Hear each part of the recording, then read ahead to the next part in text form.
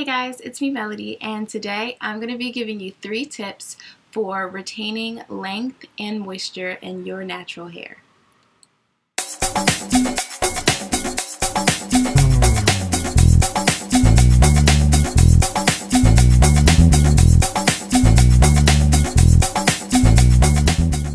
Okay, so as most of you guys know, I have just recently cut off most of my heat damaged ends. So I am, I guess, officially fully transitioned now to natural. And I'm really excited because now I'm going to be able to focus on retaining length and growing my hair longer. Because if you don't know what I'm saying, about 2 to 2.5 years ago, I decided to stop using heat in my hair in order to get rid of my heat damage.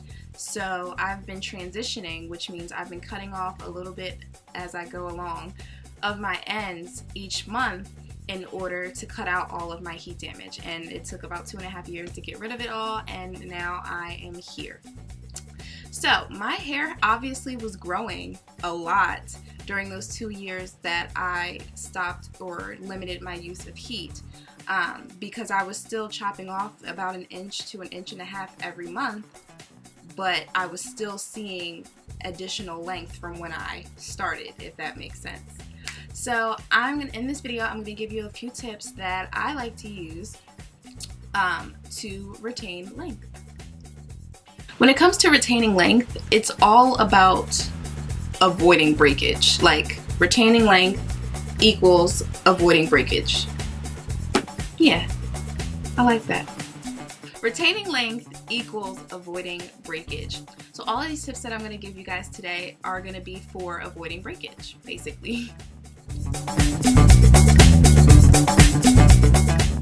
The first tip that I have for you guys is to detangle your hair while it's soaking wet and with conditioner. That is probably the #1 thing when it comes to retaining length and reducing breakage.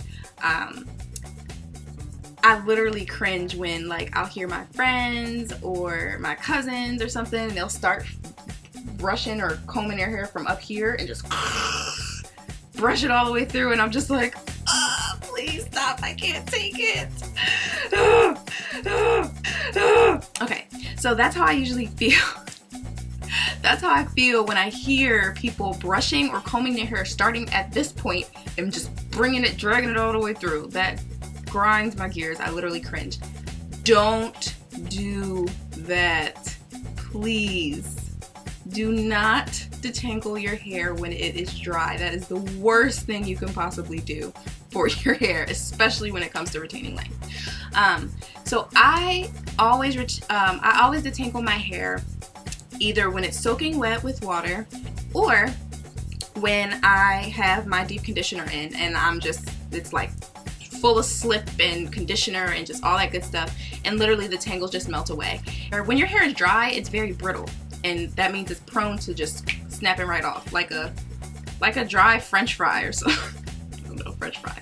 Like a French fry. You ever get one of those little burnt French fries at the bottom of your fry thing from McDonald's, and if you just snap it in half, it's just dry?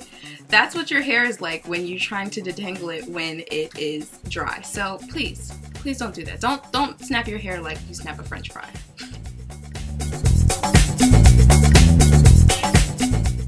The second tip that I have for you guys is to sleep with a silk or satin scarf or bonnet, whichever you like.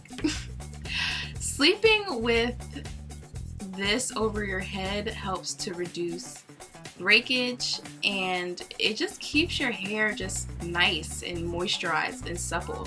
If you're going to bed on a cotton pillowcase or just cotton sheets or anything like that, it's just cotton dries our hair out. It's just another way for you to end up having dry hair, which then once you get the dry hair, it'll lead to your hair snapping because it's going to be brittle and dry and it's just going to snap right off. So you want to keep your hair as hydrated as possible. So wearing a silk scarf or bonnet overnight helps to keep that moisture in your hair that you put in it before you went to bed or that day.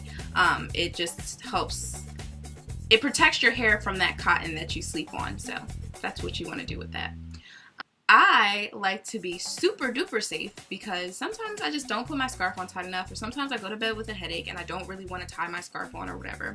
So I sleep with a silk pillowcase as well. So I'll put my silk scarf on, or my satin scarf on, and then I also have a silk or satin pillowcase. So if the scarf falls off, I got double protection because my pillowcase isn't cotton, which means it's just gonna it's not going to dry my hair out like a cotton pillowcase would. Silk or satin scarf, or a silk or satin pillowcase, or you can just have both like I do, just for double protection.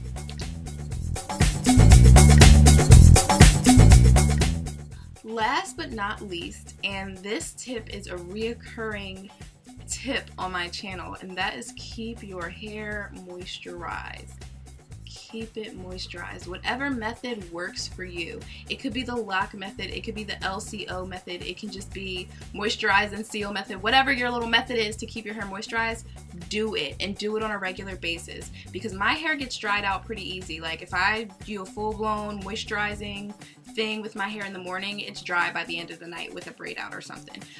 So sometimes I even have to moisturize my hair twice a day. But keep your hair moisturized. If your hair is feeling just really just dry and just almost like if you touch it or try to run your fingers through it, it just won't work, that's when you probably need some moisture, and you need to make sure your hair never, almost never, gets to the point of no return. I have a video on one of the methods of moisturizing that I use. It's called the lock method. I don't really use it as much as I used to. I probably use the LCO method more than the lock method, but the lock method has definitely shown me benefits when it comes to moisturizing my hair. So I'll leave the link in the description box for my lock method tutorial. Alright guys, those are all the tips that I have for you today.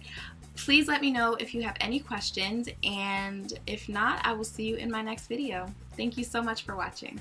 Bye!